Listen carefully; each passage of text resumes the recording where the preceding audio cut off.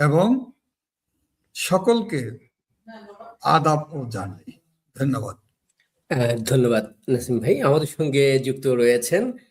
আসলে আমাদের নাসিম ভাই অনেকটা বলেছেন শফিউল আলম নাদিল ভাই সম্পর্কে। বাংলাদেশ আওয়ামী লীগের সাংগঠনিক সম্পাদক, আমাদের ভীষণ প্রিয় মুখ, আমাদের ভীষণ প্রিয় মানুষ শফিউল আলম নাদিল ভাই আমাদের সঙ্গে যুক্ত রয়েছেন। নাদিল ভাই, আপনাকে স্বাগত জানাচ্ছি। আপনাকেও অসংখ্য ধন্যবাদ, এবং দেশে বিদেশে যারা আমাদের এই অনুষ্ঠানটি দেখছেন শুনছেন তাদেরকে ধন্যবাদ এবং কৃতজ্ঞতা জানাই। আমাদের সঙ্গে যুক্ত আছেন আফম বাহাউদ্দিন নাসিম, একজন কৃষিবিদ এবং বাংলাদেশ আওয়ামী লীগের যুগ্ম সাধারণ সম্পাদক। এই যে 5ই আগস্টের পরে থেকে যারা আওয়ামী লীগকে এই দুর্দিনে নেতৃত্ব দিয়ে যাচ্ছেন, দিক নির্দেশনা দিয়ে যাচ্ছেন, তাদের মধ্যে আমাদের অন্যতম জাতীয় নেতা আমাদের সঙ্গে যুক্ত রয়েছেন। তিনি গুরুত্বপূর্ণ কথা বলবেন। এটা আসলেই আমাদের জন্য একটা বড় প্রাপ্তি, যে লড়াইয়ের সময়টায় যে মানুষগুলো আমাদেরকে পথ দেখাচ্ছেন তাদের মধ্যে নাসিম ভাই অন্যতম, এবং এটা আমাদের অনুপ্রেরণারও জায়গা এবং শক্তিরও জায়গা এটা। আমি নাসিম ভাই প্রথমে একটু আপনার কাছে একটা প্রশ্ন দিয়ে শুরু করতে চাই। সেটা হচ্ছে গিয়ে আমাদের আজকের যেই শিরোনাম জিম্মি গণমাধ্যম, আমরা দেখলাম যে যারা বাংলাদেশ আওয়ামী লীগ যখন মানে ক্ষমতায় ছিল, সরকারে ছিল, এবং আমাদের জননেত্রী মাননীয় প্রধানমন্ত্রী শেখ হাসিনা যখন ক্ষমতায়, তখন তারা মানে খুব উচ্চকিতভাবে সরকারের সমালোচনা করে গেছে প্রতিনিয়ত, এবং মাননীয় প্রধানমন্ত্রীর সমালোচনা করেছে, আওয়ামী লীগের সমালোচনা করেছে, খুব কট্টরভাবেই করেছে, আমরা সেটা দেখেছি। কিন্তু কখনো কোনো গণমাধ্যমে আগুন জ্বালানো, কোনো সাংবাদিককে মব করে পেটানো, এই যে ঘটনাগুলো, এই ঘটনাগুলো কোনো রাজনৈতিক দল ইতিপূর্বে বাংলাদেশে করেনি। আজকে আমরা সেই সময়ের মধ্য দিয়ে যাচ্ছি। ইউনুস গ্যাং এর বিরুদ্ধে, জামায়াতের বিরুদ্ধে কেউ একটা শব্দ উচ্চারণ করলে তাকে আনিস আলমগীরের মতো কারাবরণ করতে হচ্ছে, তাকে নুরুল কবিরের মতো মারধরের শিকার হতে হচ্ছে, যিনি একজন বাংলাদেশের সিনিয়র একজন জার্নালিস্ট। তারপর প্রথম আলো এবং ডেইলি স্টারের আগুন জ্বালানো হচ্ছে। এই যে পুরো বিষয়টা, এটা আসলে ফ্রিডম অফ এক্সপ্রেশনের জায়গায় বলি কিংবা গণমাধ্যমের বাক স্বাধীনতার জায়গার কথা বলি, আপনার কাছে মনে কোন দিকে যাচ্ছে বাংলাদেশ? দেখুন, যাচ্ছে না বাংলাদেশ। ইতিমধ্যেই গত বছর 5ই আগস্টের পর থেকে এমন একটি জায়গায় নিপতিত হয়েছে যেখানে গণমাধ্যমকে জ্বালিয়ে পুড়িয়ে ছারখার করে দেওয়া হয়েছে। এটা তো 15 মাস পরে, 15 মাস আগেই 5ই আগস্টের দিন থেকে, এবং তার আগেও কিছু কিছু জায়গাতে খুন, সন্ত্রাস, নৈরাজ্য, অগ্নি সন্ত্রাস শুরু করা হয়েছিল। এবং 5ই আগস্টের পর এবং 8ই আগস্ট পর্যন্ত এবং 8ই আগস্ট থেকে অদ্যাবধি পর্যন্ত গোটা দেশকে অগ্নিকুণ্ডে, নরকে পরিণত করা হয়েছে। গণমাধ্যমের কে দখল করা হয়েছে। গণমাধ্যমকে সন্ত্রাসীরা, এই জঙ্গিবাদী গোষ্ঠীর পৃষ্ঠপোষকতা করেছেন ডক্টর মোহাম্মদ ইউনূস আর তার দোসররা। সেই অন্তর্বর্তীকালীন অনির্বাচিত অসাংবিধানিক ফ্যাসিস্ট সরকার এই সন্ত্রাসীদের, এই জঙ্গিবাদীদের পৃষ্ঠপোষকতা করেছে, মব সন্ত্রাসীদেরকে লালন পালন করছে, আইনি সুরক্ষা দিয়ে এদেরকে অন্যায় করার, হত্যা, ষড়যন্ত্র, খুন, নৈরাজ্য, ধর্মীয় সংখ্যালঘুদের উপরে আক্রমণ, খুন করা, এবং সর্বশেষ সংস্করণ হলো খুন করেই ক্ষান্ত হয়নি, লুট করেই, ধর্ষণ করেই এরা ক্ষান্ত হয় না। এখন তারা কি করছে? বাংলাদেশের অন্যতম দুটি প্রধান পত্রিকা, গণমাধ্যম, ডেইলি স্টার এবং প্রথম আলোর মতো পত্রিকা অফিস জ্বালিয়ে দিয়েছে, পুড়িয়ে ছারখার করে দিয়েছে। এবং অফিসের ভিতরে অবরুদ্ধ প্রায় 30 জনের মতো সাংবাদিককে পুড়িয়ে হত্যা করার মতো, দরজা আটকাই বন্ধ করে পুড়িয়ে মারার পরিস্থিতির সৃষ্টি করেছে, যা বাংলাদেশের গত 54 বছরের ইতিহাসে এ ধরনের ঘটনা কখনোই ঘটেনি। এই নজিরবিহীন ঘটনা বাংলাদেশে হয়েছে। এবং একইভাবে ধর্মীয় সংখ্যালঘু যে ঘটনাটি আপনি বলার চেষ্টা করেছেন, আমি পরিষ্কার করে বলি, দীপু দাসকে, উনি একজন উন্নয়ন কর্মী, কারখানায় তিনি উন্নয়ন কাজের সাথে কাজ করেন, তাকে বিনা কারণে, কোনো যৌক্তিক কারণ ছাড়া, কোনো প্রচারণা ছাড়া, ধর্মীয় ও ধর্মের প্রতি অসম্মানের কথা বলে, অজুহাত তুলে তাকে পিটিয়ে গাছে বেঁধে পিটিয়ে হত্যা করা হয়। হত্যা করার পরে একটা মানুষ যখন এর মৃত্যু হয়, অস্বাভাবিক মৃত্যুর পরে তাকে আবার পুড়িয়ে ধ্বংস করা, এ ধরনের নজির বাংলাদেশে কখনো ঘটেনি। এটা কি শুধুমাত্র একজন ধর্মীয় সংখ্যালঘুর কারণেই কি এটা হলো, নাকি তাদেরকে ভয় দেখানো এবং দেশের উন্নয়ন কর্মকাণ্ডকে ব্যাহত করার জন্য, নাকি ধর্মীয় সংখ্যালঘুরা এই দেশে বসবাস করতে পারবে না, কোন কারণে এটা যারা করলো তাদের উদ্দেশ্যটা কি? যারা এই অপকর্ম, এই নৃশংসতা দেখালো, অমানবিক নৃশংসতা যারা করলো, তারা কারা, তাদের উদ্দেশ্যটা কি, তাদেরকে পৃষ্ঠপোষকতা কে করে? যেহেতু আর কেউ না, এই বর্তমান অসাংবিধানিক অনির্বাচিত ফ্যাসিস্ট সরকার এই জঙ্গিদেরকে, জঙ্গিবাদীদেরকে এবং ধর্মীয় উন্মাদনা যারা বশবর্তী হয়ে দেশকে ধ্বংসের দ্বার প্রান্তে নিয়ে গিয়েছে, এই সাম্প্রদায়িক গোষ্ঠী, সাম্প্রদায়িক শক্তি, এই শক্তির প্রধান পৃষ্ঠপোষক, এই শক্তির লালনকারী এবং রাষ্ট্রযন্ত্রকে ব্যবহার করে এদেরকে রক্ষা করার দায়িত্বটি পালন করছে অবৈধ সরকার এবং তার অবৈধ পরিষদের সদস্যরা। সুতরাং বাংলাদেশে আইনের শাসন প্রতিষ্ঠা করতে হলে, শান্তি শৃঙ্খলা ফিরিয়ে আনতে হলে, মানুষের বাক স্বাধীনতা ফিরিয়ে আনতে হলে, মানুষের কথা বলার অধিকার, গণমাধ্যমের যে অধিকার, কথা বলার অধিকার, এগুলো সবকিছুই আজকে শেষ করে দেওয়া হচ্ছে, একে একে ধ্বংসের দ্বার প্রান্তে পৌঁছে গিয়েছে। আজকে আমি যদি বলি, এই যে শুধুমাত্র প্রথম আলো, ডেইলি স্টার নয়, এটা তো 5ই আগস্ট থেকেই শুরু হয়েছে। সমস্ত গণমাধ্যমকে দখল করে নেওয়া হয়েছে। সমস্ত গণমাধ্যমের সাথে সম্পৃক্ত সাংবাদিকদেরকে, যারা মুক্ত চিন্তা করেন, যারা দেশের গণতন্ত্রকে রক্ষা করার জন্য যারা কাজ করেন, রাষ্ট্রের চতুর্থ স্তম্ভ হিসাবে কাজ করার যে গণমাধ্যম এবং সাংবাদিক, তাদেরকে টার্গেট করে হত্যা করা, তাদেরকে মামলা করা, তাদেরকে গণগ্রেপ্তার করা।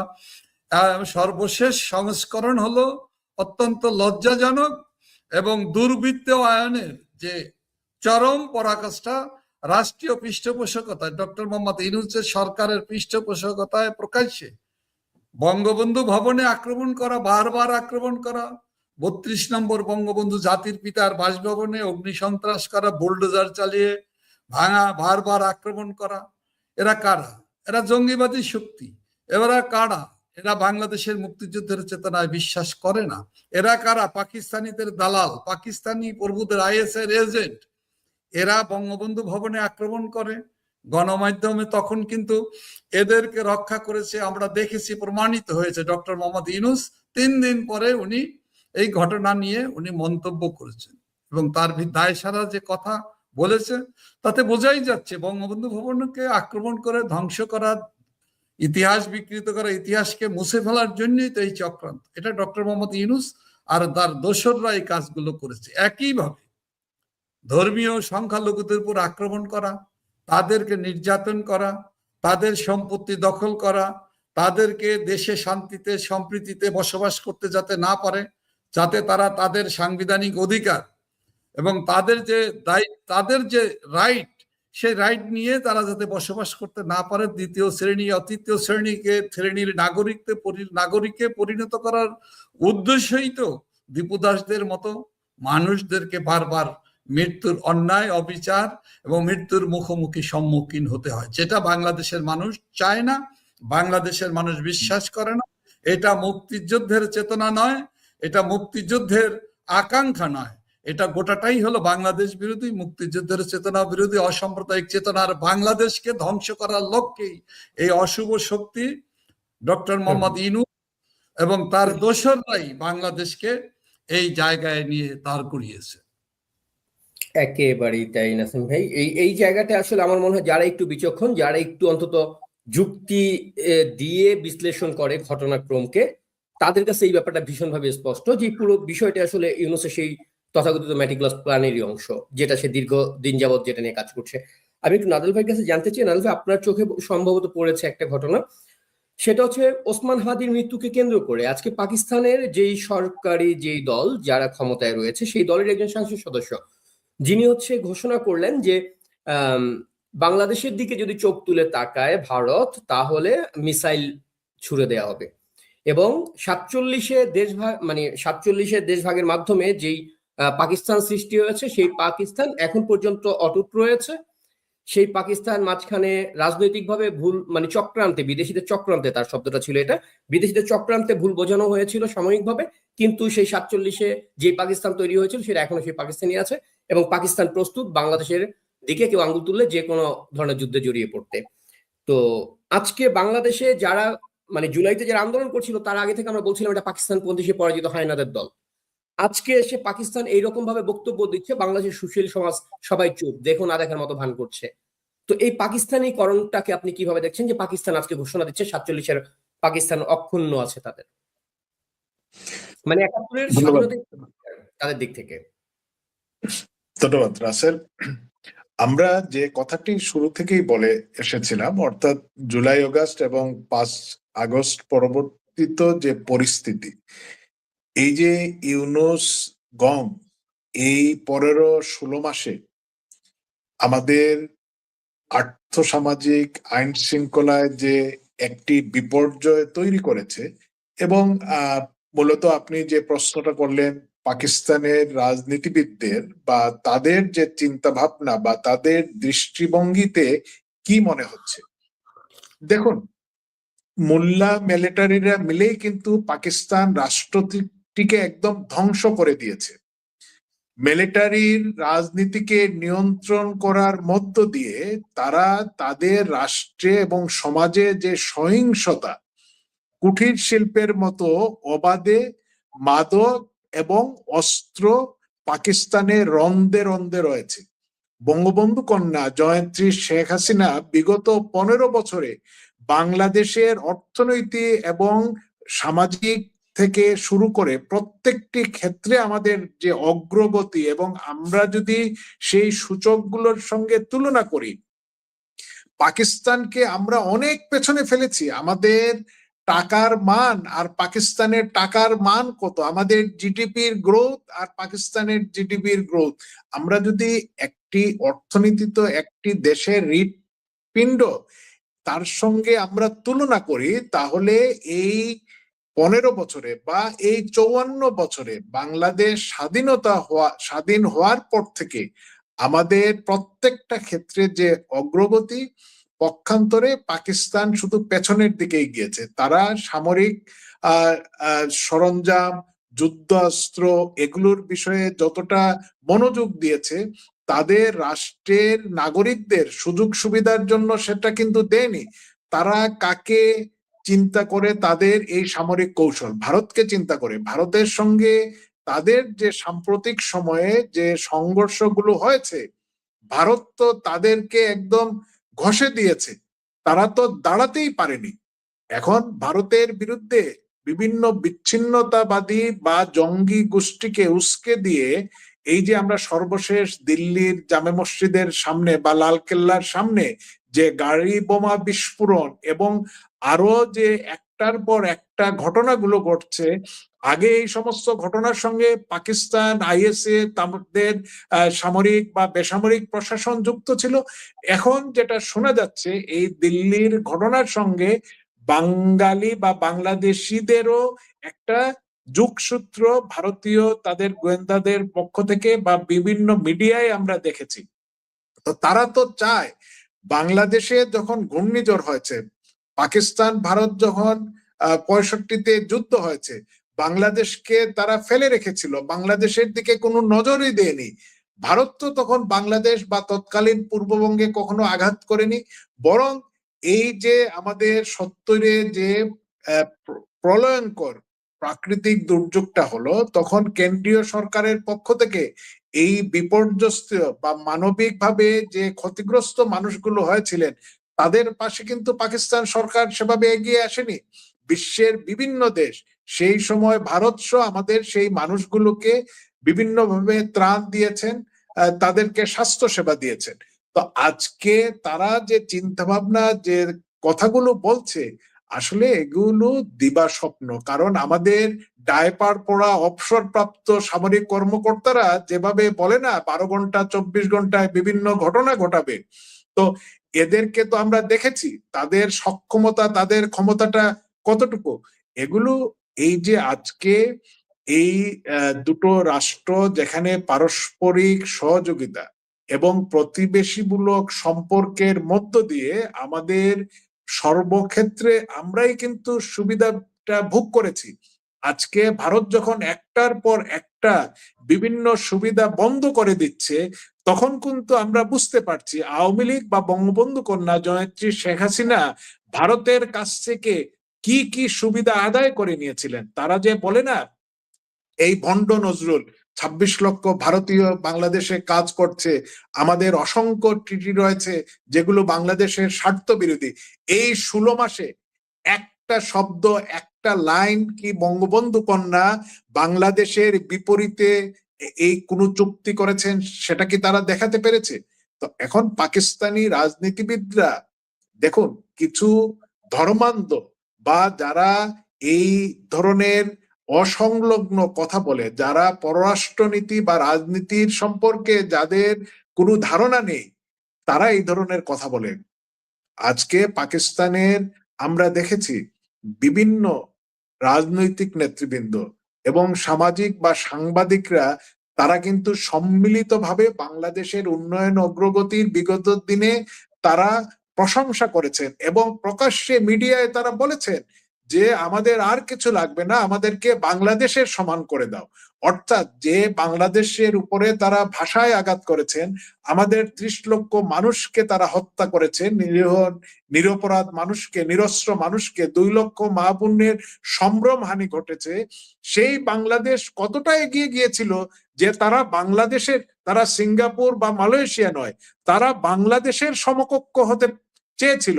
সেই জায়গায় আজকে আবারও যারা এই বাংলাদেশে তাদের কিছু শব্দ দেখবেন, কিছু কিছু মানুষের ইনসাফ, আজাদি, এর থেকেই কিন্তু ধারণা করা যায় এরা যে কোন চিন্তাধারার মৌলবাদী বা বাংলাকে বা বাঙালিয়ানাকে এরা পছন্দ করে না বলেই আমরা হয়তো পরবর্তী আলোচনায় আসব আমাদের ছায়ানট বা উদীচীর এই বিষয়গুলো নিয়ে।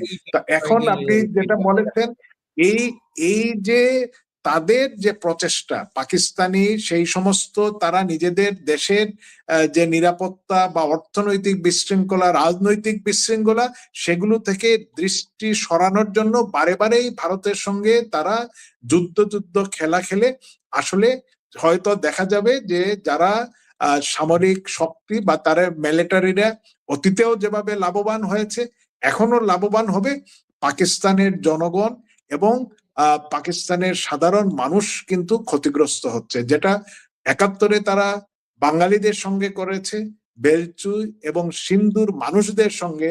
তারাও তো হিন্দু না, খ্রিস্টান না, বৌদ্ধ না, জৈন না, শিখ না, তারাও তো মুসলমান। সেখানেও কিন্তু এই ধরনের গণহত্যা বা দমন পীড়নের ঘটনা অহরহ ঘটে যাচ্ছে।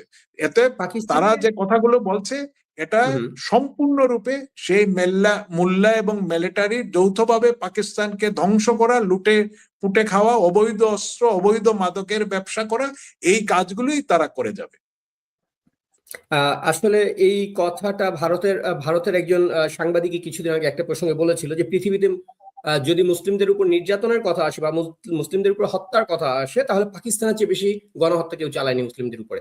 এটা পাকিস্তানেরই একজন নারী সাংবাদিক, মানবাধিকার কর্মী, তিনি একদম লিস্ট ধরে দিয়ে প্রমাণ করে বলে দিয়েছিলেন। আমি অবশ্যই ইসরায়েলে ফিলিস্তিনিদেরকে গাজায় আপনার এই ইহুদিরা বা ইসরায়েলিরা যতটা না হত্যা করেছে তার চেয়ে অনেক বেশি গুণ মুসলমানকে হত্যা করেছে এবং সুন্নি মুসলমানকে হত্যা করেছে এই পাকিস্তানিরা, এবং তাও করেছে ধর্মের নাম।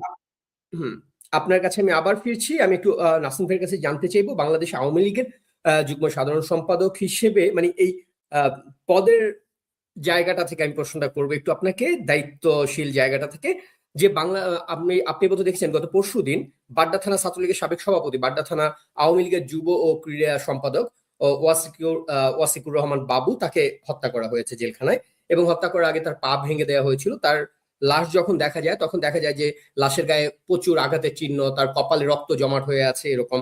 এবং ৫ই অগস্টের পর থেকে আমরা দেখেছি আওয়ামী লীগের নেতা কর্মী থেকে শুরু করে যাদেরকে গ্রেপ্তার করা হয়েছে তাদের মধ্যে ২১৩ জন এখন পর্যন্ত অফিসিয়ালি যেটা ঘোষণা করা হয়েছে, ২১৩ জনকে হত্যা করা হয়েছে জেলখানার মধ্যে।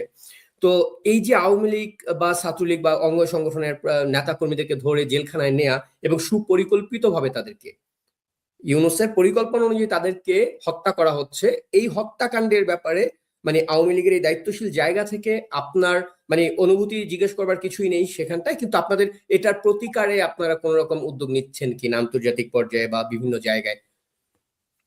ধন্যবাদ।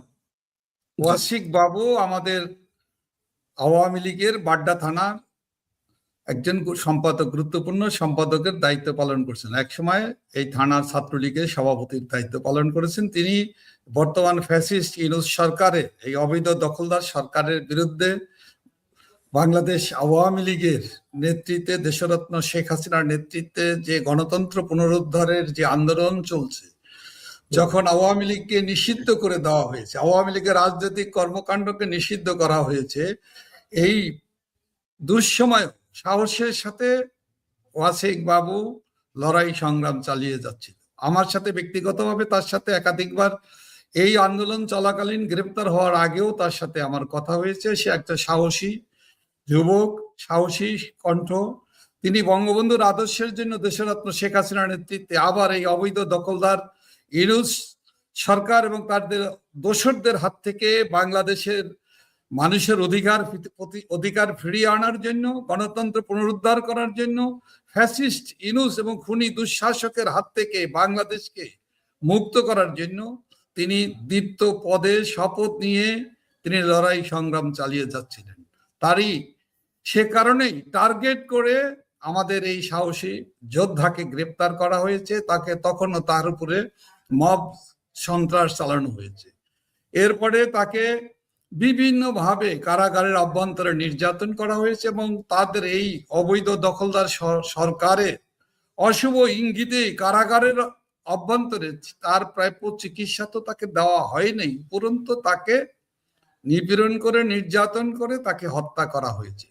এই হত্যাকাণ্ডের আমি তীব্র নিন্দা জানাই, প্রতিবাদ জানাই। এই হত্যাকাণ্ডের সাথে এই অবৈধ দখলদার সরকারের সম্পৃক্ততাকে কোনোভাবেই অস্বীকার করতে পারবে না, রক্ষা পাবে না। এই অবৈধ সরকার যেভাবে আমাদের এই সাহসী যোদ্ধাকে, এরকম অসংখ্য নেতাকর্মীকে কারাগারের অভ্যন্তরে হত্যা করেছে এবং কারাগারের বাইরেও আমাদের অসংখ্য নেতাকর্মীদেরকে হত্যা করা হয়েছে। এই সকল হত্যাকাণ্ডের দায় একদিন আমরা মনে করি অবশ্যই দখলদার ইউনূস সরকার আইনের কাঠগড়ায় দাঁড়াতে বাধ্য হবে এবং আমরা সেই সময়ের অপেক্ষায় আছি। যে কথাটি বলা খুবই জরুরি, রয়েছে তাদের নিরাপত্তার ব্যাপারে কোন রকম উদ্যোগ কি নিচ্ছেন কিনা বা কোন ধরনের প্রচেষ্টা কি করা হচ্ছে কিনা? আন্তর্জাতিকভাবে আমরা তুলে ধরছি। যদিও বাংলাদেশে গণমাধ্যমের কোনো স্বাধীনতা নাই, গণমাধ্যমের কোনো সংবাদ পরিবেশনেরও কোনো সুযোগ নাই। শুধু তাই নয়, আন্তর্জাতিক যে হিউম্যান রাইটস সংগঠনগুলো আছে, আন্তর্জাতিকভাবে যারা বাংলাদেশ সহ বিশ্বের সন্ত্রাসী কর্মকাণ্ড, অবৈধ স্বৈর শাসক ফ্যাসিস্টরা দেশে হত্যা, খুন, ষড়যন্ত্র এবং অটোক্রেটিক গভর্নমেন্ট প্রতিষ্ঠা করে মানুষের উপরে দুঃশাসন, নিপীড়ন, নির্যাতন চালায় এবং মৌলবাদ, জঙ্গিবাদকে যারা পৃষ্ঠপোষকতা করে, সেই সকল সংগঠন, সেই সকল রাষ্ট্র ক্ষমতা দখলকারী অশুভ শক্তিকে বিরুদ্ধে তারা কাজ করবে, এটাই বাংলাদেশের মানুষ প্রত্যাশা করে। আমি আওয়ামী লীগের একজন সদস্য হিসেবে আমি আহ্বান জানাবো আন্তর্জাতিকভাবে সকলে, হিউম্যান রাইটস অর্গানাইজেশন গুলো আছে, মানবাধিকার রক্ষা করার জন্য যারা কাজ করে, সেই সকল জাতিসংঘ থেকে আরম্ভ করে আন্তর্জাতিক কূটনীতির সাথে সম্পর্কযুক্ত যারা আছেন এবং কমনওয়েলথ নামে যে আমাদের যে অর্গানাইজেশন আছে, আমরা কমনওয়েলথভুক্ত সদস্য, তাদের মাধ্যমে আমরা বাংলাদেশের প্রকৃত চিত্র, বাংলাদেশের স্বৈর শাসক ফ্যাসিস্ট ইউনূস সরকারের দুঃশাসনে, জঙ্গিদের এবং জঙ্গি দুঃশাসনে ভিতরে আজকে বাংলাদেশ ধ্বংসের দ্বার প্রান্তে। আজকে মানুষের জীবন নিয়ে সিনিমিনি খেলা হচ্ছে। আজকে রাজনৈতিক কর্মী হলে তাকে নিপীড়ন করা, মিথ্যা মামলা দেওয়া, তাকে অত্যাচার করা, তাকে মব সন্ত্রাসের মুখে ফেলে দিয়ে তাকে হত্যা করা, এটা বাংলাদেশের প্রতিদিনের কাজে পরিণত হয়েছে। এই অশুভ শক্তির হাত থেকে বাংলাদেশের মানুষের অধিকার প্রতিষ্ঠা, বাংলাদেশের মানুষের গণতান্ত্রিক অধিকার পুনঃপ্রতিষ্ঠা, বাংলাদেশের প্রতিটি নাগরিকের, হিন্দু, মুসলিম, বৌদ্ধ, খ্রিস্টান সকলের যার যার অবস্থান থেকে ধর্মীয়ভাবে এবং গণতান্ত্রিকভাবে যার যার অবস্থান, যার যার নাগরিক অধিকার, যার যার ফান্ডামেন্টাল রাইটস প্রতিষ্ঠার জন্য আমরা আহ্বান জানাবো বাংলাদেশকে মুক্ত করা, বাংলাদেশকে জঙ্গি শাসকদের হাত থেকে মুক্ত করা এবং বাংলাদেশে একটি জনগণের প্রত্যাশিত, জনগণের আকাঙ্ক্ষার অর্থাৎ জনগণের ভোটে নির্বাচিত অংশগ্রহণমূলক, ইনক্লুসিভ এবং সকল দলের, গণতান্ত্রিক দলের নির্বাচনে অংশগ্রহণ, বিশেষ করে বাংলাদেশ আওয়ামী লীগের মতো রাজনৈতিক দল, যে দলটি সবচেয়ে জনপ্রিয় দল, বারবার নির্বাচিত হয়ে দেশের কল্যাণে কাজ করেছে, দেশরত্ন শেখ হাসিনার নেতৃত্বে উন্নয়নশীল রাষ্ট্রে পরিণত করেছে। এবং আওয়ামী লীগ হলো ষড়যন্ত্রের বিরুদ্ধে, হত্যার বিরুদ্ধে, খুনের রাজনীতির বিরুদ্ধে এই দলটি সারা জীবন গত ৭৫ বছর যাবৎ এই দলটি কাজ করে গেছে। সেই দলের গণতান্ত্রিক নির্বাচন করার, সেই দলের রাজনৈতিক আন্দোলন, জনগণের কথা বলার অধিকার আওয়ামী লীগকে ফিরিয়ে দেওয়া, আওয়ামী লীগ সহ দেশের সকল মানুষ যারা গণতন্ত্রে বিশ্বাস করে, গণতান্ত্রিক সরকার চায়, জনমতের প্রতিফলিত সরকারের অধীনে দেশ আবার স্থিতিশীল অবস্থায় ফিরে আসুক, সেই সরকার প্রতিষ্ঠার জন্য আমি মনে করি দেশকে রক্ষা করতে হলে দেশের এই অশুভ শক্তি, এই জঙ্গিবাদী শক্তি যে রাষ্ট্র ব্যবস্থা, রাষ্ট্র কাঠামোকে ব্যবহার করে, সরকারের প্রশাসন যন্ত্রকে ব্যবহার করে আজকে জঙ্গিদের, হত্যাকারীদের, সন্ত্রাসীদের এবং লুটেরাদের, দুর্নীতিবাজদেরকে মগের মূল্যকে পরিণত করার যে দুঃসাহস দেখানো হয়েছে, তৈরি করা হয়েছে, যে দানবীয় শক্তির যে সৃষ্টি করা হয়েছে, এই দানবীয় শক্তির হাত থেকে বাংলাদেশকে মুক্ত করতে হলে, বাঙালি জাতিকে বাঁচাতে হলে প্রথম দরকার, সর্বাগ্রে দরকার এই অবৈধ দখলদার ইউনূস সরকারের বিদায় হওয়া এবং তার বিদায়ের মধ্য দিয়েই একটি সাংবিধানিক, গণতান্ত্রিক, মানুষের সকল দল মতের কাছে পছন্দনীয় সরকারের অধীনে একটি অবাধ, সুষ্ঠু, অংশগ্রহণমূলক নির্বাচন হওয়া দরকার, যেখানে মানুষ নিঃশঙ্ক চিত্তে, নির্ভয়ে তারা তাদের পছন্দের প্রার্থীকে ভোট দিতে পারে। তবেই বাংলাদেশ আবার ঘুরে দাঁড়াবে। বাংলাদেশের মানুষ বঙ্গবন্ধু কন্যা দেশরত্ন শেখ হাসিনার নেতৃত্বে আমরা আবার হারানো সে অধিকার আমরা ফিরে পাবো। আমরা আবার দেশরত্ন শেখ হাসিনার নেতৃত্বে বাংলাদেশের দরিদ্র, হতদরিদ্র, মেহনতি মানুষ, কৃষক, কিষানি, রিক্সাওয়ালা, শ্রমিক সকলে আবার যাদের বেঁচে থাকার সম্ভাবনা, স্বপ্নকে জাগরিত করে দেশকে আবার এগিয়ে নিয়ে যাব। জাতির পিতার স্বপ্নে সোনার বাংলাদেশ আমরা প্রতিষ্ঠা করতে চাই। সেই প্রত্যয় নিয়ে, সেই প্রত্যাশা নিয়ে আমরা বাংলাদেশের মানুষের কাছে এই অবৈধ দখলদার ইউনূস সরকারের বিরুদ্ধে রুখে দাঁড়াবার, প্রতিবাদ, প্রতিরোধ করবার আমরা বারবার আহ্বান জানাচ্ছি, অনুরোধ চাচ্ছি। আমরা বিশ্বাস করি অচিরেই বাঙালি জাতি, বাঙালি জাতি, বীরের জাতি সাহসের সাথে এই অত্যাচারিত, এই সাম্প্রদায়িক গোষ্ঠী, লুটেরা গোষ্ঠী, দেশ বিরোধী গোষ্ঠী, যারা পাকিস্তানি হানাদার বাহিনীর দোসর, আইএসআই এজেন্ট, যারা আমাদের আলোচক শফিউল আলম নাদেল বলেছেন যে যারা অস্ত্র ব্যবসা, বেআইনি অস্ত্র ব্যবসা করে, যারা ড্রাগের ব্যবসা করে, চোরাচালান করে, তারা আর যাই হোক, যারা সন্ত্রাসীদের লালন করে, যাদের দেশে আমরা দেখেছি ওসামা বিন লাদেনের মতো একজন লোককে আর এক দেশের থেকে এসে তাকে উদ্ধার করে, অনেক উদাহরণ আছে বাংলাদেশে। আজকে বাংলাদেশের যে জঙ্গিদেরকে উত্থান করেছে তার পিছনের শক্তি, নেপথ্য কারিগরকে আইএসআই, নেপথ্য কারিগরকে পাকিস্তানি সরকার, যারা বাংলাদেশের উন্নয়ন অগ্রগতিকে তারা কখনোই মেনে নিতে পারে না। নিজেরা ধ্বংস হয়েছে, তারা আমাদেরকেও ধ্বংসের জায়গায় নিয়ে যেতে চায়। কিন্তু বাংলাদেশ তো জাতির পিতার যে আদর্শ স্বপ্নই হলো সকলের সাথে বন্ধুত্ব, কারোর সাথে বৈরিতা নয়, শত্রুতা নয়। কিন্তু এরা বাংলাদেশকে শত্রু রাষ্ট্র হিসেবে দেখে বাংলাদেশের দালালদেরকে, বাংলাদেশের তাদের এজেন্টদেরকে ব্যবহার করে বাংলাদেশকে ধ্বংসের দিকে নিয়ে যাচ্ছে।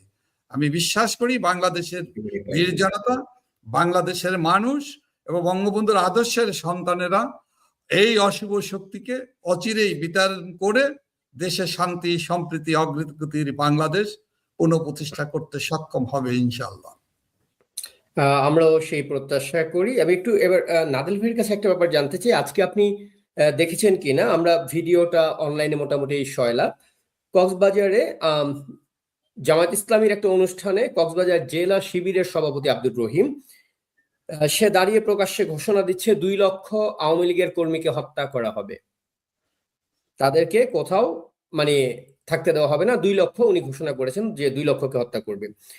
এই ঘটনার সঙ্গে সম্পূরক তথ্য হিসেবে আরেকটা, মানে রাষ্ট্র যে এই কথাটাকে সমর্থন করে এবং রাষ্ট্রের অবস্থান যে এটা, সেটা আমরা নিশ্চিত হই যে হাদির মৃত্যুকে কেন্দ্র করে যেই ম্যাসাকারটা হলো, সেখানে আমরা দেখেছি পুলিশ মানে আমাদের বর্তমান যে স্বরাষ্ট্র উপদেষ্টা যিনি রয়েছেন, সে ঘোষণা দিয়েছে কোনো রকম অপরাধের প্রমাণ না থাকলে, কোনো রকম মামলা না থাকুক, কোনো কিছু না থাকুক, কেউ আওয়ামী লীগের সঙ্গে সম্পৃক্ত বা আওয়ামী লীগের আদর্শ ধারণ করে কিংবা আওয়ামী লীগের সমর্থক যদি এরকম জানা যায়, তাকে সঙ্গে সঙ্গে গ্রেপ্তার করতে হবে, তার নামে ফৌজদারি কোনো অপরাধ থাকুক বা না থাকুক।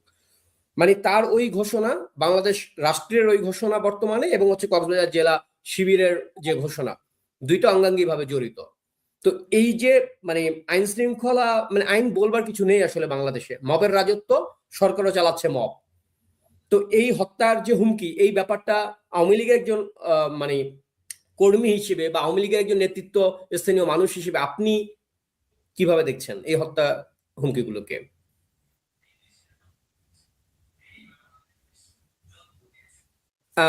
নাদুল ভাই, আপনার মাইক্রোফোনটা অফ করা আছে। জি। তারা তো রাসেল ইসলামের নামে রাজনীতি করে এবং বিভিন্ন ভাবে ইসলামকে ব্যবহার করে এবং তাদের যে প্রতীক, সেই প্রতীকে ভোট দিলে ব্যস্তের বিষয়টাও নিশ্চিত করে দেয়। তারা যেটা পরম করুণাময় আল্লাহ তাআলার একক সিদ্ধান্তের বিষয়, সেই দায়িত্বটাও তারা নিয়ে নিয়েছে। এতই তারা আসলে তাদের সক্ষমতা। তো এই জায়গায় আমি কোরআনের একটু উদ্ধৃতি দিয়ে শুরু করতে চাই। যে দেখুন, সূরা মায়েদায় সেখানে পবিত্র কোরআন শরীফে বলা হয়েছে একজনের জীবন কেড়ে নেওয়া গোটা মানব জাতিকে হত্যা করার সমতুল্য, আর একজনের জীবন রক্ষা করা গোটা মানব জাতিকে রক্ষা করার সমতুল্য। মানুষ হত্যাকাণ্ড কিন্তু কবিরা গুনাহ, বিনা বিচারে, বিনা কারণে, বেআইনি ভাবে। এবং এই যে হত্যাকাণ্ডের কঠোরতার বিষয়ে ইসলামে কিন্তু কঠোর শাস্তির কথা বলা হয়েছে এবং নিষেধ করা হয়েছে। কোনো কারণ ছাড়া একজন মানুষকে হত্যা করা, এখানে মানুষ বলা হয়েছে, হিন্দু, মুসলিম, খ্রিস্টান, বৌদ্ধ কিন্তু বলা হয়নি। মহাপাপ বা ফিতনা বা বিশৃঙ্খলার চেয়েও গুরুতর এটা বলা হয়েছে সূরা বাকারায়। দেখুন, যে ইসলাম ধর্ম শান্তির ধর্ম, ইসলামের মূলনীতিটা কি? শান্তি, ন্যায় বিচার ও মানবাধিকার প্রতিষ্ঠা করা। নিরপরাধ মানুষের জীবন নেওয়ার নাম কিন্তু ইসলাম নয়, সেটা ইসলামের শিক্ষার পরিপন্থী এবং এটা একটি সম্পূর্ণ অন্যায় কাজ। এই কাজগুলো যারা শুধুমাত্র ক্ষমতায় যাওয়ার জন্য অবলীলায় করে যাচ্ছে, এবং এই দেশে যে মানুষকে কুপিয়ে হত্যা করা, তাদেরকে রক কেটে হত্যা করা, এই কাজগুলো শিবির বিগত দিনগুলোতে বাংলাদেশে বিশেষ করে 80-র দশক থেকে এখন পর্যন্ত তারা কিন্তু এই কাজটা করে যাচ্ছে। তারা ছাত্রলীগ, ছাত্রমৈত্রী, ছাত্র ইউনিয়ন, এমনকি ছাত্রদল, এমন কোনো ছাত্র সংগঠন নেই যারা তাদের দ্বারা আক্রান্ত হয়নি। তারা সেই যে 80-র দশকের শুরু থেকে যে ইসলামী ছাত্র সংঘ, যেটা আলবদর বাহিনী হিসাবে এদেশের বুদ্ধিজীবীদেরকে বেছে বেছে হত্যা করেছিল রাও ফরমালারির তালিকা ধরে, সেই কাজটা কিন্তু তারা এখনো অব্যাহত রেখেছে। এবং আমি বিশ্বাস করি এদেশের তরুণ সমাজ, আমরা যাদেরকে জেএনজি বলছি বা আলফা বলছি, মুক্তিযুদ্ধের বিরুদ্ধে এবং এই ধরনের হত্যা বা বিভিন্নভাবে সন্ত্রাসী ঘটনা যত বেশি ঘটাবে এরা, ততই কিন্তু মানুষ, বিশেষ করে আমাদের তরুণ প্রজন্ম ইতিমধ্যেই এদের থেকে বিমুখ হয়েছে। তারা যে জুলাই আগস্টে যে রাজনৈতিক চক্রান্তটা করেছিল, হত্যা, কূট, ষড়যন্ত্রের মধ্য দিয়ে যে রাজনীতি বাংলাদেশে 75-এ শুরু হয়েছিল, আমরা তার একটি নিকৃষ্টতম জঙ্গি ভয়াবহতা বা রাষ্ট্রের বিরুদ্ধে হামলা আমরা জুলাই আগস্টে প্রত্যক্ষ করেছি। এবং তারপরে এই 15-16 মাসে দেশের অর্থনৈতিক অবস্থা, সামাজিক অবস্থা, বিচারহীনতা এবং এই যে যারা আমি একটু সচেতন ভাবেই বলতে চাই, আমরা অনেকেই একটু কটাক্ষ করি বা আমাদের তো রাগ রয়েছে যে অনেকেই লাল বদর এই শব্দটা আসলে আমি ওভাবে ব্যবহার করতে চাই না। জুলাই আগস্টে অনেকেই বিভ্রান্তির মধ্যে পড়েছিলেন, অস্বীকার করার উপায় নেই। অনেকেই সেই সময় তাদের প্রোফাইল লাল করেছিলেন, সেই জঙ্গিদের যে দাবি দেওয়া বা তাদের বিভিন্ন বিষয়ে তাদের যে তারা সম্পৃক্ততা অর্থাৎ মানসিকভাবে দেখিয়েছিলেন, আজকে একে একে সকলেই কিন্তু ঘুরে যাচ্ছে।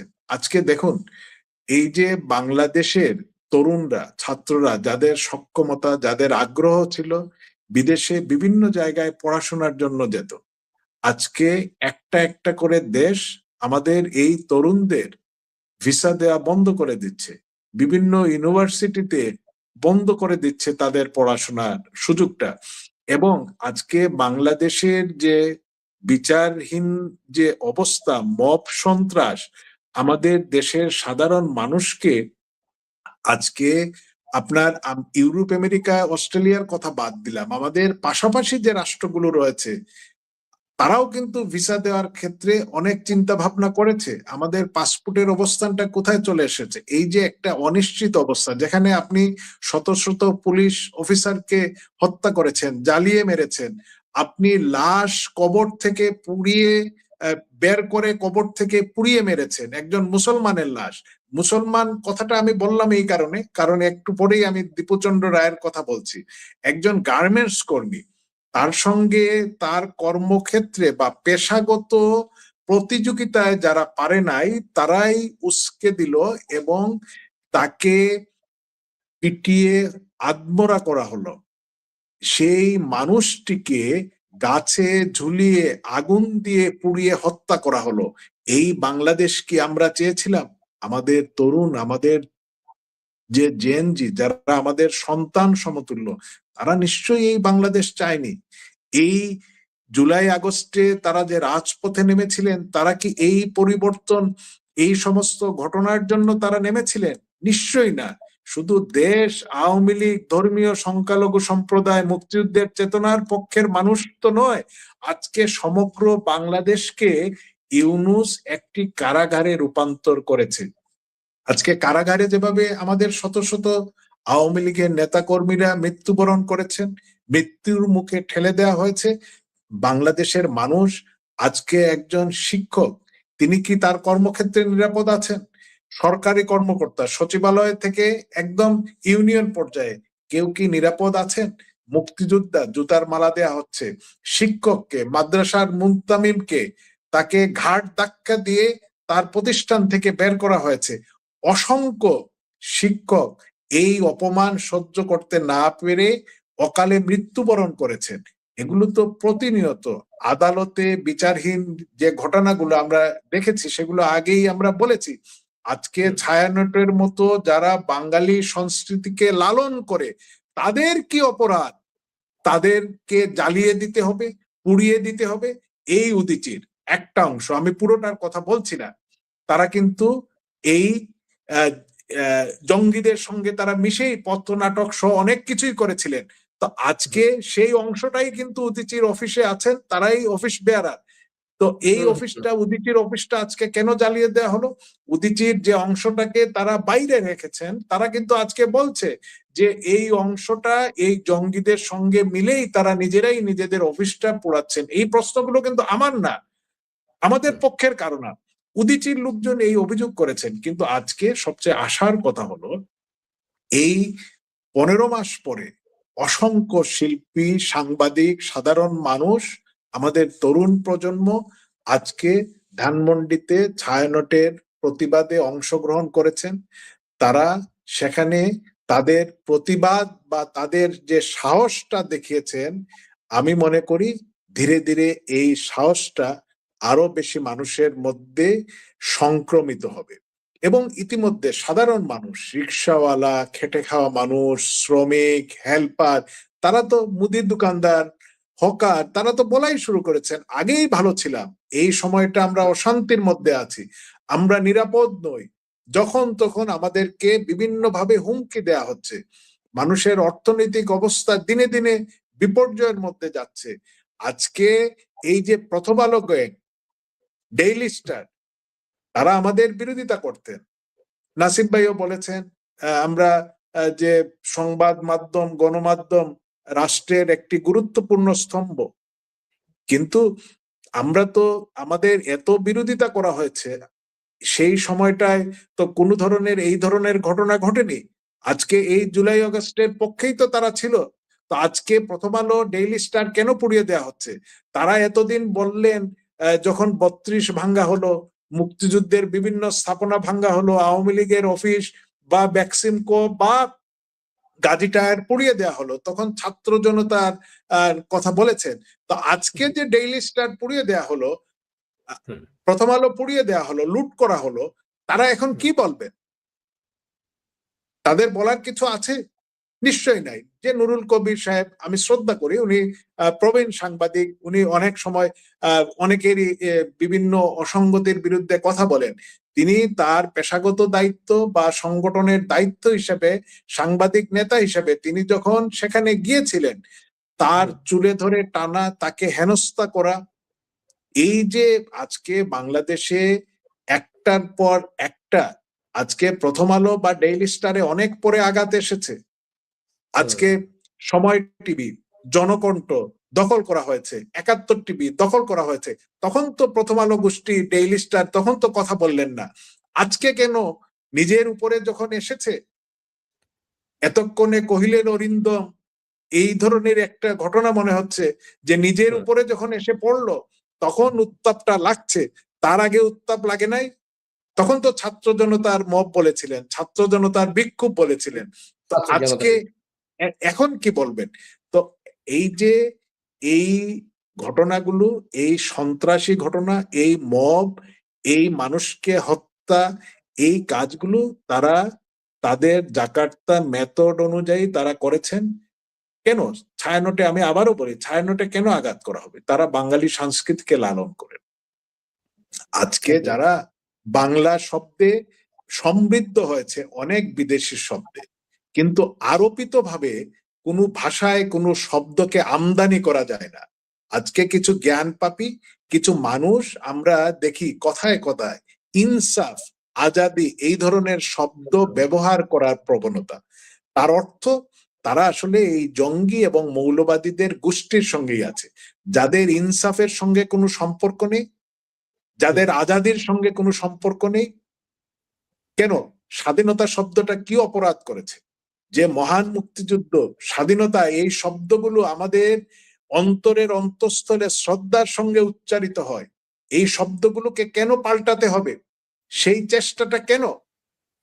যেভাবে চেয়ারকে কেদারা বললে মানুষ কোনোভাবেই সহজভাবে গ্রহণ করবে না, আজকে এই বিচারহীনতা, সন্ত্রাসী কর্মকাণ্ড, এই শব্দের বিপরীতে আপনি ইনসাফ বলে কি বুঝাতে যাচ্ছেন? তো এই কাজগুলো যারা করে যাচ্ছে, সেই পাকিস্তানে যারা করেছে বা পাকিস্তান থেকে করছে, এখানে যারা করছে, আজকে বনানী সহ বিভিন্ন জায়গায় পাকিস্তানি গোয়েন্দা সংস্থা বা বাংলাদেশের বিভিন্ন স্পর্শকাতর জায়গায় এই যে পাকিস্তানি গোয়েন্দা সামরিক কর্মকর্তাদের অবাধে যাতায়াত, এতে আমরা মনে করছি যে মাদক ব্যবসা, অস্ত্র ব্যবসা ইতিমধ্যে এই যে ছোঁয়াচে রোগ, এটা আমাদেরকে আক্রান্ত করেছে। পাকিস্তান থেকে জাহাজে মুরগির খাবার বলে যা এসেছে, দেখা গিয়েছে তা সব মাদক। তো এভাবে আমাদের তরুণদেরকে আগে বিভ্রান্ত করা হয়েছে, এখন মাদক দিয়ে, গাঁজা দিয়ে, আফিম দিয়ে, আরো খারাপ খারাপ মাদক দিয়ে আমাদের এই জেএনজি বা তরুণ প্রজন্মকে ধ্বংস করা হচ্ছে। তাদেরকে, যাদের সক্ষমতা আছে, যাদের আগ্রহ আছে, তারা বিদেশেও পড়াশোনার জন্য যেতে পারবে না। আজকে ইসলামকে কিছু কিছু এই সন্ত্রাসী গোষ্ঠীরা বিশ্বব্যাপী তারা একটি জঙ্গি ধর্ম হিসাবে প্রতিষ্ঠা করার প্রবণতা পেয়েছে। আমরা অনেকেই বলেছিলাম, হামাস যখন গাজায় তাদের সীমানা অতিক্রম করে, ওয়েস্টার্ন সিনেমায় যেভাবে আমরা দেখি কাউবয়রা এক রেঞ্জ থেকে আরেক রেঞ্জে ঘোড়া নিয়ে লাফ দিয়ে চলে যায়, যেভাবে তারা কাঁটাতার ডিঙ্গিয়ে সেই নিরস্ত্র নিরীহ ইসরায়েলি যে নিরপরাধ মানুষগুলোকে হত্যা করেছিলেন এবং জিম্মি করে এনেছিলেন, তার বিপরীতে আজকে স্বাধীন ফিলিস্তিনের স্বপ্নটাই কিন্তু শেষ হয়ে গেল এবং এই ফিলিস্তিনি আজকে সম্পূর্ণ ধ্বংস হয়ে গিয়েছে তাদের সেই উস্কানিমূলক বা হটকারী সিদ্ধান্তের কারণে। আজকে ঠিক তেমনি ভাবে আজকে আমার নিজের সন্তান বলেছে অস্ট্রেলিয়া এসে পড়াশোনা করে যে সেখানে কিভাবে ইসলামের বিরুদ্ধে এবং বাংলাদেশের মানুষের বিরুদ্ধে মানুষের মনোভাব দিনে দিনে প্রকট হচ্ছে। যে নেপালের সঙ্গে বাংলাদেশের এত ভালো সম্পর্ক, সেই নেপালেও কিন্তু আজকে বাংলাদেশের বিরুদ্ধে বিক্ষোভ হচ্ছে। তো এই অবস্থায় কিন্তু এই ইউনূস, এই মৌলবাদী গোষ্ঠী, এই জামাত, এই খুনি মবচক্র বাংলাদেশের মানুষকে ফেলে দিয়েছে, বাংলাদেশকে ফেলে দিয়েছে।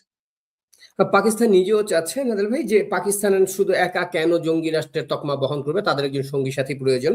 সেই জন্য তারা তাদের উর্বর ভূমি হিসেবে বাংলাদেশকে পছন্দ করেছে এবং তাদের এজেন্ট ইউনূস জামাত তো রয়েছে, প্রাণপণ কাজ করছে সেই জায়গাটা তাদের ঘাটতি পূরণ করবার জন্য, সঙ্গীর ঘাটতি। আমি একটু নাসিম ভাইয়ের কাছে জানতে চাই যে নাসিম ভাই, আমরা দেখলাম যে এই যে ওসমান হাদি হত্যাকাণ্ডকে কেন্দ্র করে ভারত বিরোধী একটা প্রচারণা শুরু হয়ে গেল, সেভেন সিস্টার ভাঙার কথা বারবার উঠে এলো এবং ওসমান হাদির জানাজার পরেও যে মিছিল হয়েছে সেখান থেকেও তারা মানে খুবই স্পষ্ট বার্তা দিয়েছে সেভেন সিস্টার অক্ষুণ্ণ থাকবে না। এবং ভারতের বিরুদ্ধে এই যে বিভিন্ন ধরনের আমরা উস্কানিগুলো দেখলাম, এম্বাসিগুলোতে হামলা হতে দেখলাম, ইন্ডিয়ান হাই কমিশনারের বাড়িতে হামলা হলো, সবকিছুর পরে আমরা দেখলাম যে পুলিশ বাহিনী বলে দিল যে তাদের কাছে ভারতে পালিয়ে গেছে হাদি, এরকম কোনো তথ্য প্রমাণ নেই। অথচ দেশের বিদেশে থাকা কিছু ইউটিউবার, কিছু সাংবাদিক তারা উস্কানি দিল ভারতে পালিয়ে গেছে, কলকাতায় আছে, এটা ওটা বিভিন্ন ধরনের আজগুবি তথ্য। এবং সেই তথ্যের উপরে ভিত্তি করে বাংলাদেশের একটা অংশের মানুষকে ভারত বিদ্বেষটাকে জাগিয়ে দেওয়া হলো। তো আপনার কি মনে হয় আসলে ওসমান হাদির মৃত্যুর কারণে ভারত বিদ্বেষটা মানে মাথাচাড়া দিল, নাকি ভারত বিদ্বেষটাকে জাগিয়ে তোলার জন্য ওসমান হাদির হত্যাকাণ্ডটা জরুরি ছিল?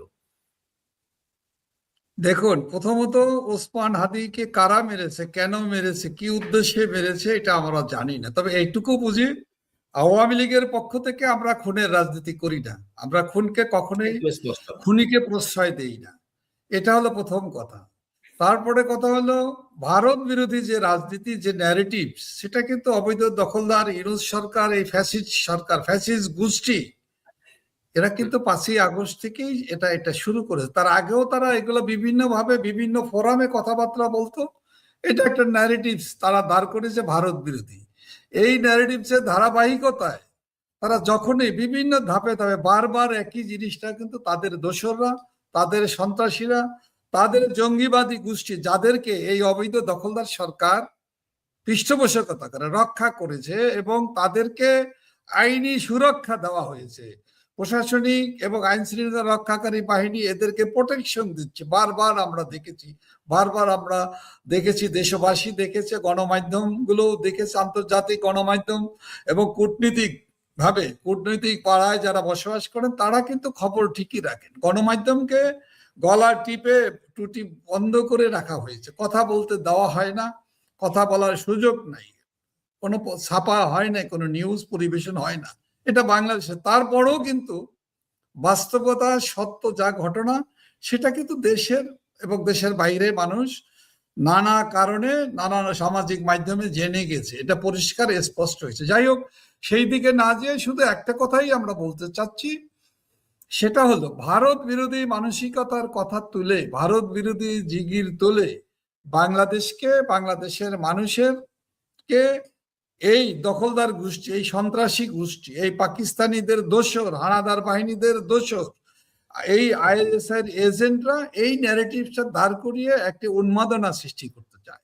দেখেন এই উন্মাদনাটা কিরকম, যেমন যেখানে একটু আগে আপনি প্রশ্ন করেছেন, আমাদের সহকর্মী তার উত্তর দিয়েছে, তার সাথে আমি একটু সংযুক্ত করি। 250 লোককে মেরে ফেলে 2 লক্ষ আওয়ামী লীগের নেতাকর্মীদেরকে হত্যা করার মধ্য দিয়ে ভারত মুক্ত করবে বাংলাদেশ, ব্যাপারটা তো এই ধরনের। তো আপনি বলেন, আমি হাদিসের কোরআনের উদাহরণ দেব না, ইসলাম শান্তির ধর্ম, এখানে খুনিদের খুন করার কোনো সুযোগ নাই, কোনো জায়গা পবিত্র কোরআনেও নেই, হাদিসেও নেই। সেক্ষেত্রে এরা কারা খুন করতে চায়, তারা কারা? স্পষ্ট বার্তাটা হলো এরা খুনি, এরা জঙ্গি, এরা হত্যা করবে। একটা দলকে নিঃশেষ করে দিতে চায়। একটি রাজনৈতিক দল, গণতান্ত্রিক দলের সদস্যদেরকে হত্যা করে তারা তাদের তাদের যে তাদের যে মতবাদকে প্রতিষ্ঠা করতে চায়। এরা কারা? এরাই তো হলো জঙ্গিবাদের চরম উদাহরণ হিসাবে আমরা পরিষ্কারভাবে দেখতে পাচ্ছি, দুনিয়া দেখতে পাচ্ছে, বিশ্ববাসী দেখতে পাচ্ছে। বাংলাদেশের মানুষও এই জঙ্গিবাদীদের হাত থেকে মুক্তি চায়। সেই জায়গায় দাঁড়িয়ে যে কথাটি খুবই পরিষ্কার স্পষ্ট, বাংলাদেশ আজকে এই জঙ্গিদের হাত থেকে মুক্তি চায়, বাংলাদেশের মানুষ মুক্তি চায়। বাংলাদেশ আওয়ামী লীগের নেতাকর্মীরা আজকে শুধুমাত্র আওয়ামী লীগের নেতাকর্মীদেরকে গ্রেপ্তার করা হচ্ছে না, লক্ষ নেতা কর্মী, আমাদের জাতীয় সংসদ সদস্য, জনপ্রতিনিধি, আওয়ামী লীগের প্রেসিডিয়ামের মেম্বার, 14 দলের রাজনৈতিক নেতৃবৃন্দ, নির্বাচিত সংসদ সদস্যবৃন্দ, বাংলাদেশ ছাত্রলীগের, তৃণমূলের কর্মীরা যারা কলেজে পড়ে, বিদ্যালয়ে পড়ে, এমনকি নিষ্পাপ, সে 17 বছর হয়নি, এ ধরনের 18-12 বছর 14 বছর ছেলেদেরকে, মেয়েদেরকে গ্রেপ্তার করা হচ্ছে মিথ্যা মামলার অজুহাতে। কারণটা কি? দমন নিপীড়ন করা। কারণটা কি?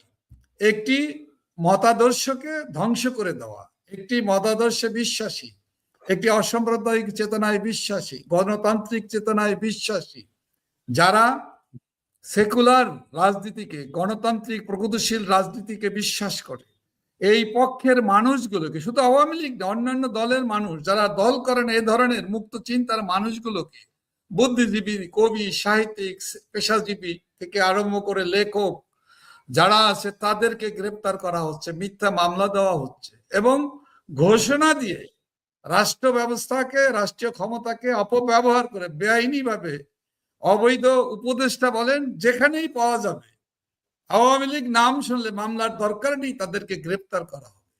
একদিকে রাষ্ট্রীয় ব্যবস্থায় ক্ষমতায় বসে তারা বেআইনি ভাবে তারা ঘোষণা দিচ্ছে, কাদেরকে দিয়ে এই কাজগুলো করেছে, মব সন্ত্রাস চালাচ্ছে, এই হত্যাকাণ্ডের সাথে প্রকাশ্যে দিবালোকে আইন শৃঙ্খলা রক্ষাকারী বাহিনী সদস্যদের, ধর্মীয় সংখ্যালঘুদের উপরে আক্রমণ, একজন ধর্মীয় সংখ্যালঘু দীপু দাসের উপরে যে অত্যাচার, নির্মমতা, যে বর্বরতা প্রত্যক্ষ করেছে জাতি, এটা তো এর জন্য তো বাংলাদেশের মানুষ মহান মুক্তিযুদ্ধে অংশগ্রহণ করেনি। সেই মহান মুক্তিযুদ্ধে হিন্দু মুসলিম সবাই মিলেই তো মহান মুক্তিযুদ্ধে অংশগ্রহণ করেছে, সেটা তো আমাদের ভুলে গেলে চলবে না।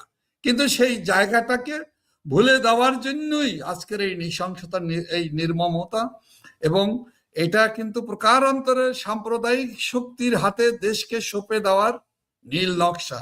সেই নীল নকশার সাথে সম্পৃক্ত হয়ে পড়েছে এই অবৈধ দখলদার সরকার এবং মব সন্ত্রাসীদের, দুর্নীতিবাজদেরকে, লুটেরাদেরকে, সন্ত্রাসীদেরকে, জঙ্গিবাদীদের এবং আইএসআইয়ের এজেন্ট সহ বিশ্বের আন্তর্জাতিকভাবে নিষিদ্ধ জঙ্গি সংগঠনগুলোর সিস্টার অর্গানাইজেশন এবং তাদের স্লিপার সেলের সদস্যরা বাংলাদেশে বিচরণ করছে। বাংলাদেশে তারা পাকিস্তানে যেমন জঙ্গিদের অভয়ারণ্য, পাকিস্তানটাকে ধ্বংসের দ্বার প্রান্তে পৌঁছে গিয়েছে, সেখানে মসজিদে, মাদ্রাসায় প্রতিদিন জুমার নামাজের ভিতরে, এমনকি মন্দির গির্জাতেও আমরা দেখি বোমা বিস্ফোরণ, শত শত লোক নিহত হয় এবং এই ধরনের মৃত্যু কোনো ঘটনাই নয়। এটা পাকিস্তানের মনে হয় রাষ্ট্র ব্যবস্থা এটাই মনে হয় তাদের নিয়মিত একটি কর্মকাণ্ড হিসাবে তারা দেখে, কিন্তু বাংলাদেশের মানুষ তো এটা দেখে নাই। গত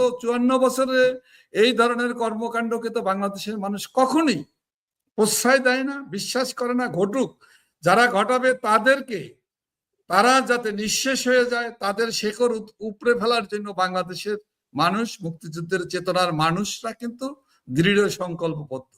সেই জায়গায় দাঁড়িয়ে আমরা বলতে চাই, বাংলাদেশের মানুষ এখনো দৃঢ় সংকল্পবদ্ধ। বাংলাদেশের উপরে যারাই প্রভাব বিস্তার করতে চায়, অর্থাৎ বাংলাদেশকে, বাংলাদেশ আওয়ামী লীগের নেতাকর্মীদের, আওয়ামী লীগের ভোটারদের, যারা বঙ্গবন্ধুর আদর্শে বিশ্বাস, সেই লক্ষ কোটি কোটি ভোটারদেরকে যারা ভারতের দালাল বানানোর জন্য যে ন্যারেটিভস তৈরি করতে চায়, যারা মুক্তিযুদ্ধের চেতনার বিপক্ষ যে পাকিস্তানি গোষ্ঠী, যারা গোষ্ঠীতন্ত্র, বিদেশি প্রভুদের, আইএসআইয়ের এবং পাকিস্তানি দালালি যারা করেছে, সেই অশুভ শক্তি আওয়ামী লীগকে এবং আওয়ামী লীগের ভোটারদেরকে, মুক্তিযুদ্ধের পক্ষের মানুষদেরকে, বিবেকবান মানুষদেরকে ভারতের দালাল বানিয়ে বাংলাদেশের মানুষের বিপক্ষে আওয়ামী লীগকে দাঁড় করাবার যে ন্যারেটিভ তারা সৃষ্টি করতে চায়, এটা বিফলে যাবে, এটা ব্যর্থ হবে। কারণটা হলো, বাংলাদেশের মানুষ কখনোই মনে করে না নিকট প্রতিবেশী বন্ধু রাষ্ট্র, দুঃসময়ে মহান মুক্তিযুদ্ধে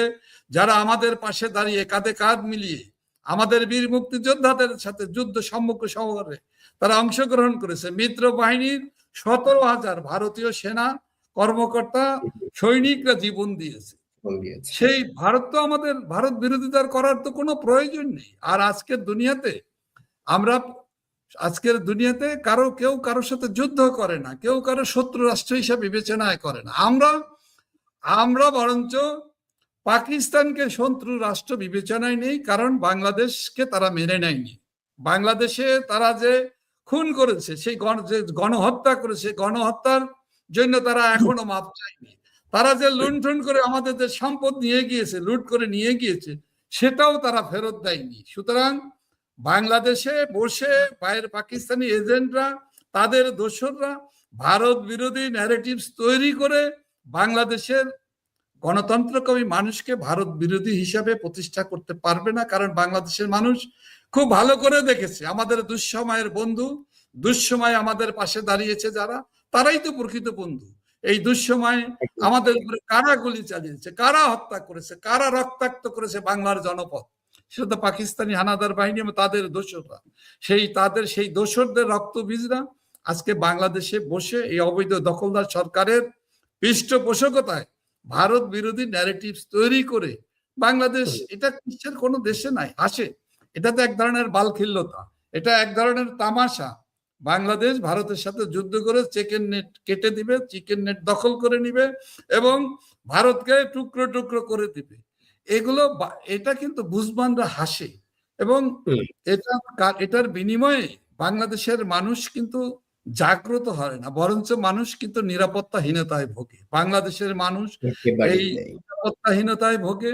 বাংলাদেশ এই অঞ্চলে, দক্ষিণ পূর্ব এশিয়ার অন্যান্য দেশের মানুষগুলো নিরাপত্তার শঙ্কার ভিতরে আজকে দিনাতিপাত করছে। আজকে বন্ধুত্বের ভিতর দিয়েই গড়ে তুলতে হয় উন্নয়ন, অগ্রগতি, বন্ধুত্ব, সুসম্পর্কের মধ্য দিয়েই অর্জন করতে হয়। এটাই হলো কূটনৈতিক শিষ্টাচার। আজকের আধুনিক দুনিয়াতে এটাই গ্রহণযোগ্য। আজকে যারা বলে আক্রমণ করব, দখল করব, যারা বলে 24 ঘন্টার ভিতরে বিচ্ছিন্ন করে দেব, ওরা কোন জায়গার বীর পুরুষ, কোথায় তারা বীরত্ব দেখিয়েছে, তার কি কোনো প্রমাণ আছে? আমরা সেই জায়গায় যেতে চাই না। আমরা চাই বাংলাদেশ শান্তিতে থাকুক, বাংলাদেশের মানুষ সে নিরাপত্তা যাতে বিঘ্নিত না হয়। বাংলাদেশের এবং এই অঞ্চলে দক্ষিণ পূর্ব এশিয়ার নিরাপত্তা কে সুনিশ্চিত করার জন্য দৃঢ়ভাবে এটাকে রক্ষা আমাদেরকে যুদ্ধ নয়, শান্তি। আমরা আস্ফালন নয়, অহেতুক আস্ফালন অথবা গলাবাজি করে মানুষের নিরাপত্তা বিঘ্নিত করার দায়িত্ব কে দিয়েছে? এই অশুভ শক্তিকে কে দিয়েছে? বাংলাদেশের মানুষ তো তাদের এই ধরনের কথাবার্তার ভিতর দিয়ে আরো ভীত সন্ত্রস্ত হয়। দেশের ভিতরে এক ধরনের নৈরাজ্য, সন্ত্রাসীদেরকে লেলিয়ে দিয়ে সম্প্রীতি নষ্ট করা হয়েছে। একটি দেশের পাহাড়ি জনজাতি গোষ্ঠীর ভিতরেও অশান্তি বিরাজ করেছে এবং দেশটাকে, আমাদের যে আত্মিক শক্তি, আমাদের যে পারস্পরিক যে বন্ধুত্ব, সেটাকে ভেঙে চুরে খান খান করে প্রতিহিংসার রাজনীতি, হত্যার রাজনীতি, গণতন্ত্রহীনতার রাজনীতি এবং সাম্প্রদায়িক রাজনীতি সৃষ্টির মধ্য দিয়ে বাংলাদেশকে পাকিস্তানের করদরাজ্যে পরিণত করার যে দুঃস্বপ্ন তারা দেখছে, এটা কখনোই সম্ভব হবে না। এটা সম্ভব হওয়ার কোনো কারণ নেই। কারণ আমাদের বাংলাদেশের মানুষরা নিজের ভিতর থেকে আত্মিকভাবেই তারা বিশ্বাস করে আমরা বাঙালি, আমরা জাতি, বীরের জাতি। আমাদেরকে কোনো বিদেশি প্রভুরা, বিদেশি রাষ্ট্র, সেটা যদি পাকিস্তান হয়, সেটা তো পদাঘাত দিয়েই বাংলাদেশের মানুষ তাদেরকে পরাজিত করেই তারা আমরা অর্জন করেছি, জয়ী হয়েছে। সুতরাং পরাজিত শক্তি কাছে আমরা কখনোই আত্মসমর্পণ করব না, বাংলাদেশ করবে না, বাংলাদেশের মানুষ করবে না। বঙ্গবন্ধু কন্যা, জাতির পিতার কন্যা দেশরত্ন শেখ হাসিনা এবং আওয়ামী লীগের নেতাকর্মীরা করার কোনো কারণ নেই। একেবারেই তাই, আমরা নিজেরাও এটা বিশ্বাস করি এবং নিশ্চয়ই বাংলাদেশের সাধারণ মানুষেরও এই বিশ্বাসটুকু রয়েছে। আমরা আজকে লাইভে একেবারেই শেষ পর্যায়ে। তো আজকে এত সময় যারা আমাদের সঙ্গে যুক্ত রয়েছিলেন, মানে আরো অনেকগুলো প্রশ্ন ছিল, আসলে সময় স্বল্পতার জন্য করা গেল না, কিন্তু শেষ করতেই হচ্ছে আমাদেরকে, আমাদের নির্ধারিত সময় শেষ। এত সময় যারা উপস্থিত মানে আমাদের সঙ্গে যুক্ত ছিলেন তাদের সবাইকে কৃতজ্ঞতা জানাচ্ছি, এতটা সময় আমাদের সঙ্গে যুক্ত থাকবার জন্য কৃতজ্ঞতা জানাচ্ছি আফম বাহাউদ্দিন নাসিম ভাইকে, এতটা সময় দেওয়ার জন্য আমাদের সঙ্গে, আপনার অনেকগুলো ভাবনা, আপনার দৃষ্টিভঙ্গি আমাদের সঙ্গে শেয়ার করবার জন্য। এটা হয়তো আমাদের অনেককে ঋদ্ধ করবে। আপনার প্রতি কৃতজ্ঞতা এতটা সময় দেওয়ার জন্য। এবং শফিউল আলম নাদেল ভাই, আপনার প্রতিও কৃতজ্ঞতা, এতটা সময় দিলেন এবং অনেকগুলো বিষয় খুব চমৎকার আলোচনা করলেন এবং আমরা অনেক তথ্য জানবার সুযোগ পেলাম। রাসেল, আমাকে 30 সেকেন্ড সময় দিতে হবে। ওকে, প্লিজ প্লিজ। নাসিম ভাইও আছেন। দেখুন, এই যে আমাদের দেশের ডেভিল, এই দুষ্ট লোক, এই প্রতিহিংসা পরায়ণ লোক প্রথমে একবার আওয়ামী লীগের নেতাকর্মীদেরকে গ্রেফতার করার জন্য, গ্রেফতার বাণিজ্য, মামলা বাণিজ্য করার জন্য একটি অভিযান চালিয়েছিল। এখন দ্বিতীয়বারের মতো চালাচ্ছে।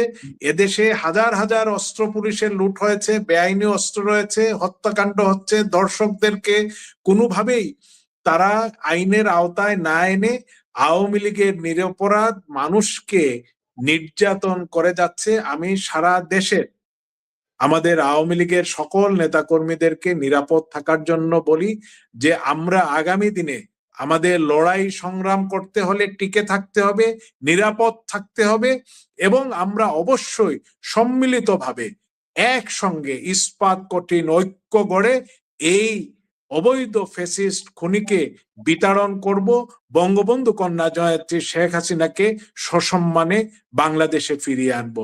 এটা করতে হলে আমাদের শক্তি সঞ্চয় করে রাখতে হবে, কোনোভাবেই আমাদের শক্তির ক্ষয় করা যাবে না। এতএব ভালো থাকুন, নিরাপদ থাকুন, নিজেদের নেতাকর্মীদেরকে নিরাপদ রাখুন। জয় বাংলা।